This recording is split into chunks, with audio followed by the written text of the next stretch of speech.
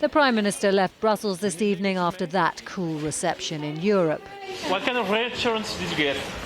And her homecoming won't be much warmer either, returning to London to be told whether the threshold has indeed been reached to trigger a confidence vote in her leadership. Prime Minister, reports tonight that the ERG says there are enough letters to trigger a no confidence vote on your leadership. Have you been told? And if so, what are you going to do about it? No, what I've been doing here in Europe over the past day is actually doing what I promised Parliament that I would do, which is to speak to other leaders in Europe about the concerns Parliament have raised about the backstop. The Prime Minister didn't want to talk about it, but others in her party did, suggesting the long-promised leadership challenge is close. I do detect that in the last 24 hours, people have decided that this isn't going to work out at all, and I have heard from a number of colleagues, I can't name them now, that they were people that wouldn't have put letters in are now openly saying, do you know what, my letter's going in. To trigger a confidence vote, Tory MPs must send 48 letters or more to Sir Graham Brady, chair of the Backbench 1922 committee. Theresa May is the first person he would notify if that number was reached. A secret ballot would then be held within a matter of days.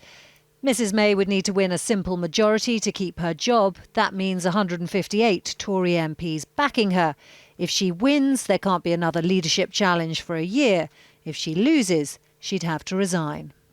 We need to resolve this issue now, and now's the moment to address this issue of confidence in our leader, and obviously giving my colleagues a little nudge to say, please get your letters in if you agree. Earlier, the Prime Minister had been mocked in the Commons for pulling tonight's vote. This runaway Prime Minister is not even seeking to negotiate. She confirmed she's only seeking reassurances. Mr. Speaker, our Prime Minister is traipsing around the continent in pursuit and search of warm words when she can get out of the car to hear them.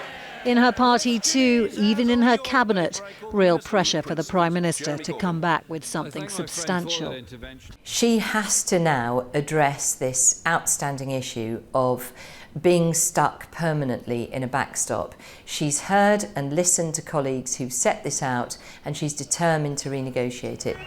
Those she has to win round, like the DUP, who she relies on for support, give her zero chance of doing that.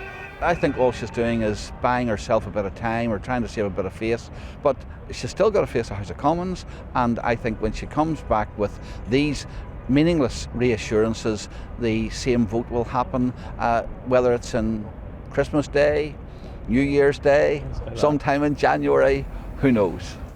The government confirmed a vote on the deal will be held before January the 21st. But as the Prime Minister returned to Downing Street tonight, it's by no means a given that she'll remain resident here for that long.